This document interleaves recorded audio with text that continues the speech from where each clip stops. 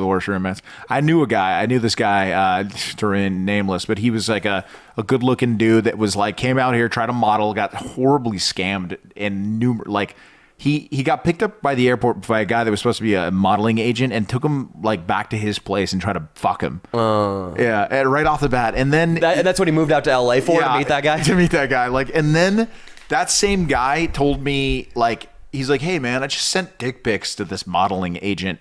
You think that's legit? Like, he said he needed to see my dick. I was like, no, man. No, you definitely just sent dick pics to just a gay dude. You're probably never going to hear from him. But that is probably a huge black market scam out here. Oh, for the modeling, for the dumb models? Oh, dude, yes. Old, rich gay men or old, poor gay men preying on the young transplants to LA. Oh, yeah. I think it's even crazier. What's up? You should hit some Craigslist acting jobs. We wanted to do something with the models. Porn.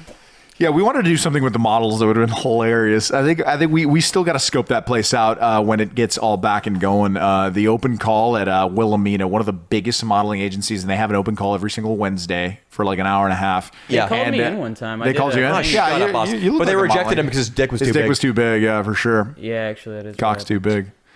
Yeah, but no, they that would be hilarious. We just offered them like fucking gigs for like, I've been making a lot of money, but I have to blow this fucking old man, dude. But if you're interested, man, I could set you up. There is no more insufferable person than a decent homosexual. No, than somebody moving to Los Angeles to become famous. Yeah. Generically in the modeling acting world. Yeah.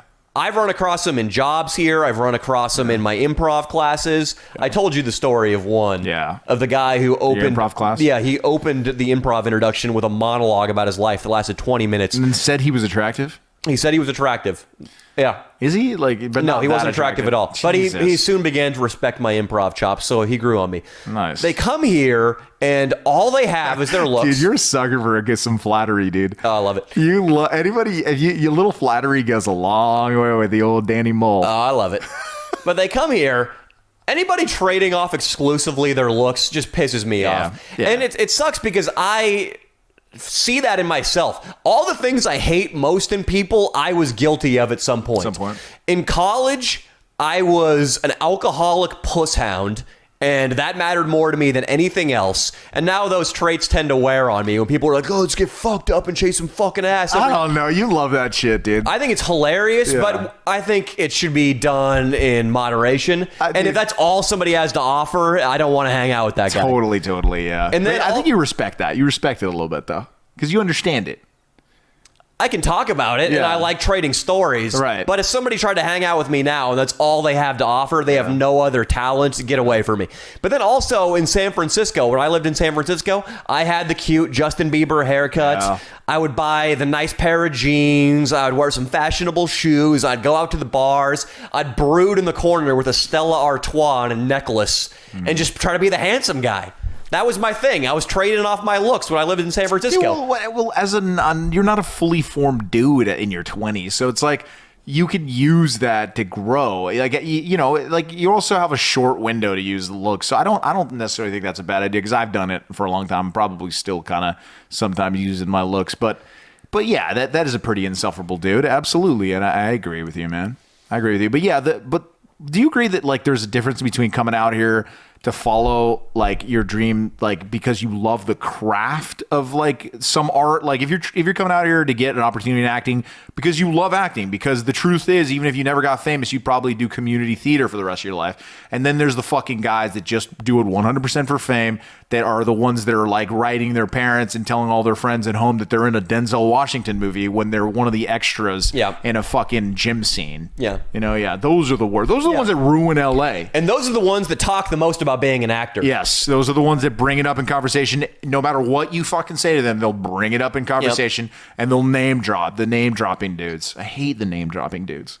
That is the guy who gave the 20-minute monologue to a T. Yeah, and those guys, unfortunately, just Groundlings and the other UCB will give anybody who wants to pay the $500 or whatever a chance, and that sucks. Not at the beginning, at the beginning levels. Then as you get up into the other, they don't pass and shit. But yeah, it sucks that they give those guys that opportunity at all. But I found a good acting class where it's only people that just like love it for the craft, which is cool. I'll say this, people.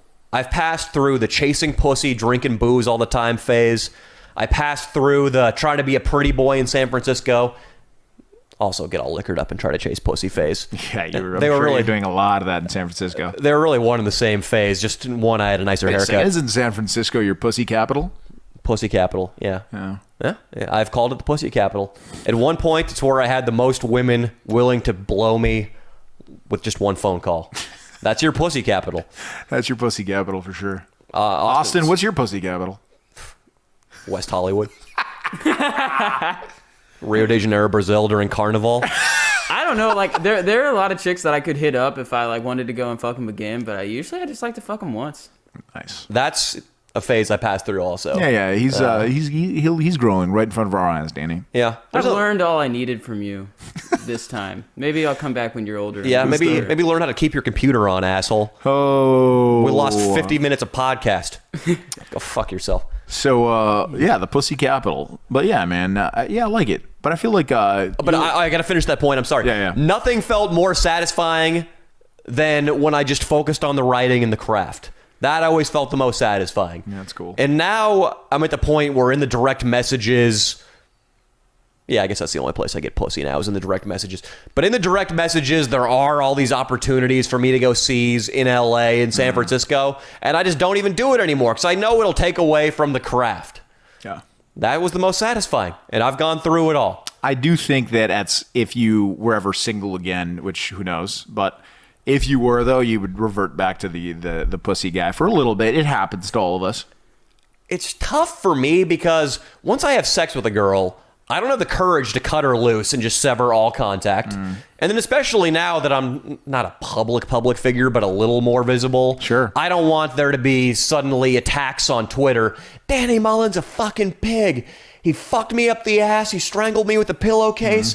And then he gave me an angry dragon. And then kicked me out. And then you would do all that. The angry dragon is my specialty. Yeah, it was my nickname my senior year of college. Yeah. Tell them what the Angry Dragon is for those that don't know. I just heard it in Dave Attell. Dave Attell's got an old show called Dave's Old Porn, where they just review porn tapes. It's a great concept for a show. But the Angry Dragon, he says, is where you come up a girl's nostrils. Oh my God! You said that on the podcast before, right? Yeah, he said it. I don't think I've said an angry. I learned about the Angry Dragon Maybe he said yesterday. It to us. Yeah, okay. I learned about it yesterday, so I doubt that. Okay.